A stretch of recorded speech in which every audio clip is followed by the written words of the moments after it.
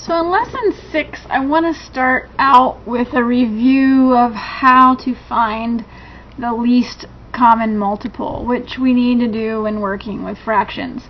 So let's just go concrete with numbers and imagine we had something like 5/49 plus 9/56 plus 11/72, and we need to add these numbers. Now that looks awfully painful to do. So in general, you don't want to leave these numbers in this format to try to figure out what to do.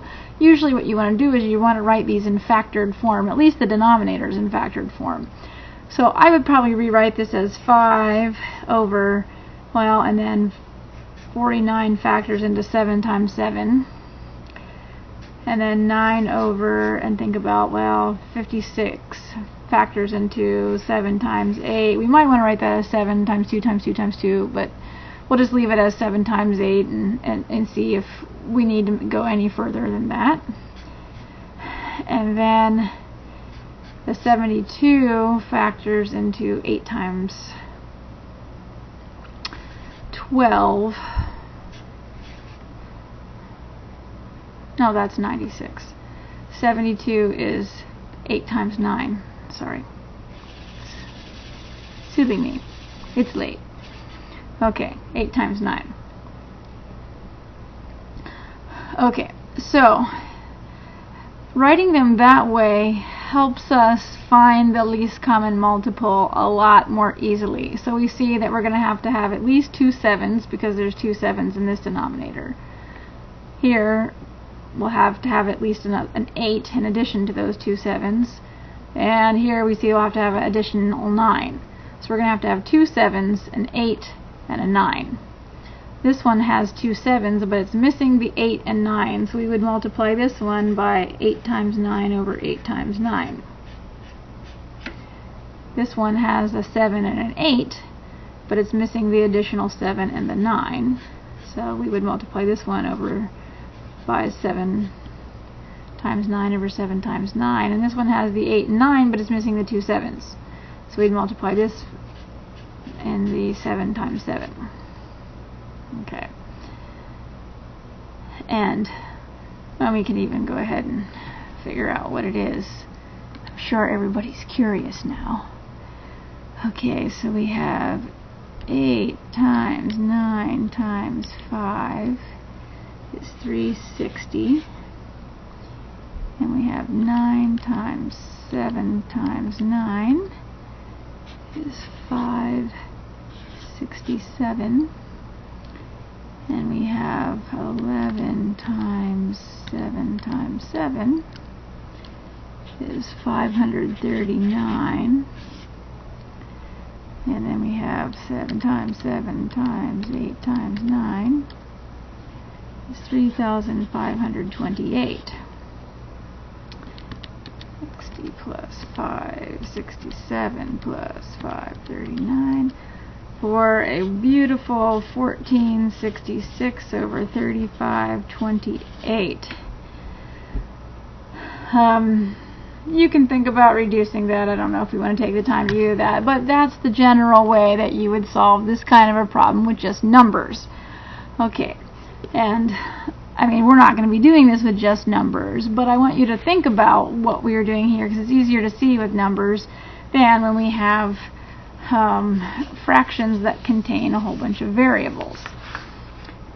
So let's think about this equation where we have 2x over x squared minus 4 plus 3 over x squared plus x minus 6 minus x squared over x squared plus 5x plus 6.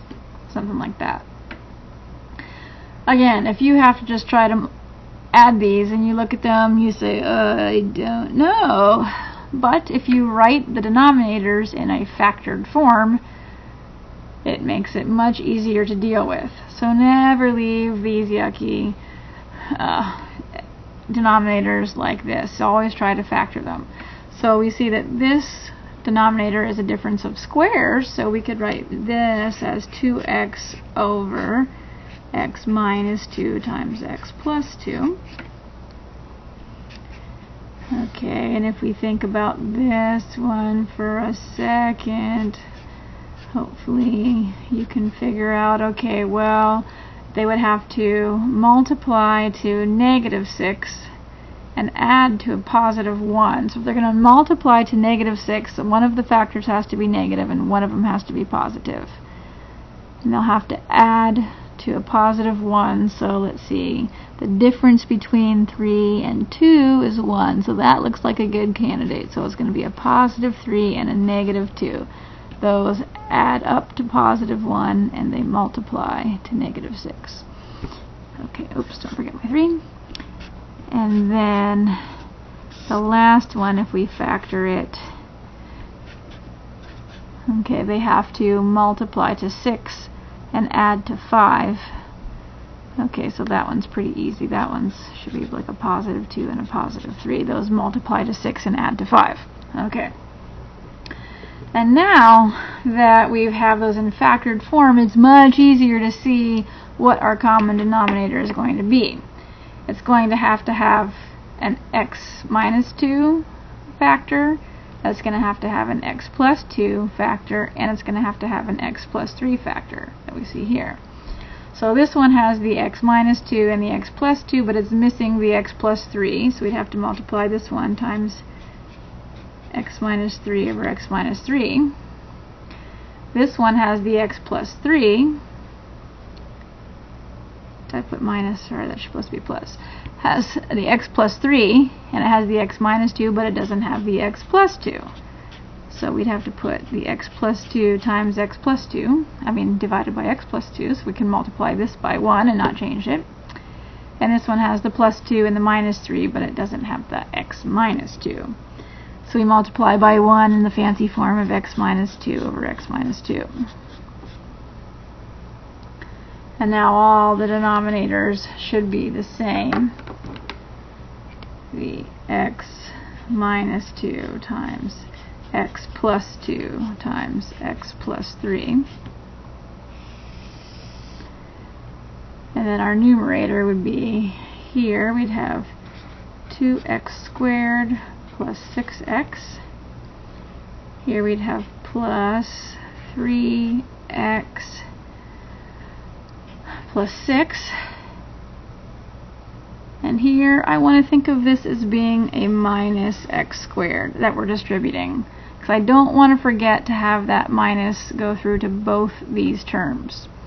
So that's going to be minus x squared times x, which is minus x cubed, and minus x squared times minus 2, which is plus 2x squared.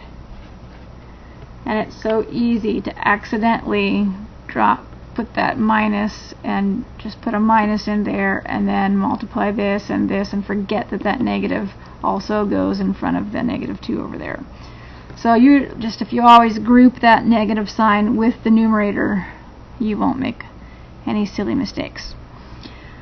Okay, and so let's go ahead. I'm just going to leave the denominator alone, but we can rewrite the numerator. Okay, we will rewrite the numerator as negative x cubed. That takes care of that one. And then we have 4x squared. That takes care of those two. And we have 9x. Takes care of those two. And we have this plus 6. Okay. Alright, so it's always easier if we factor things first in order to figure out those least common multiples. Now these aren't specifically problems that you're going to be assigned in this chapter, but in order to solve these equations with fractions in them, you have to be able to multiply by the least common multiple of the denominators, and this is a little bit easier to think about than the problems that you're going to need to do to solve algebraic equations. Okay, but let's go ahead to that next step now and solve an algebraic equation that has these kinds of fractions in it. So we'll just start with their simple one, and then I'll do some from the homework problems as well. Okay, so let's start with this one. 4/7 plus 3 over x plus 2 equals 5/3. Now this one's a lot simpler than the ones I was just doing, but the same thing holds. Okay, we would like to get rid of fractions so we don't have to deal with them. So in getting rid of fractions, we need to multiply by the least common multiple of all the denominators. Okay, well, there's a 7 factor, there's a 3 factor, and there's an x plus 2 factor. So obviously the least common multiple of those, we just multiply them all together. Okay, so we would have to multiply this one by the x plus 2 and the 3, because that's what's missing. We would have to multiply this one by the 3 and the 7, because those are missing. And the 5/3 we would have to multiply by the x plus 2 and the 7. Okay, so if we were going to find a common denominator, that's what we would do. And now we're just going to take both sides and multiply both sides by that common denominator of 3 times 7 times x plus 2.